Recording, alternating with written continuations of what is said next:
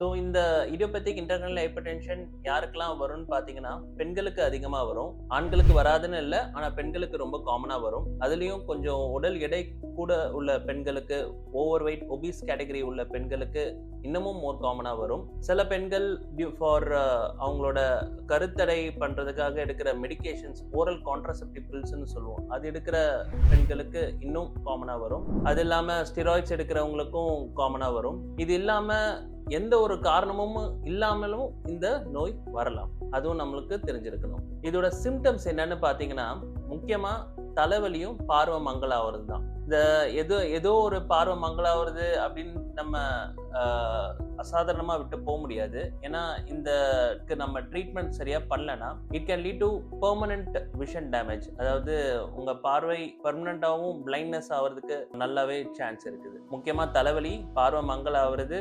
அதுக்கப்புறம் இன்னொரு சிம்டம் என்னன்னா, காதுலயும் உங்களுக்கு ஒரு விதமான சத்தம் கேட்கலாம். எந்தாவது ஒரு சைடு ரைட் காதுலயும் கேட்கலாம், இல்ல லெஃப்ட் காதுலயும் கேட்கலாம். அது ஒரு வகையான ஒரு லோ பேஸ் சவுண்டு. அப்படின்னு உங்களுக்கு கன்டினியூஸா இந்த சவுண்டு கேட்டுட்டே இருக்கலாம். இது பேர் தான் மெடிக்கல் டெர்மினாலஜி டினிட்டஸ்ன்னு சொல்லுவோம்.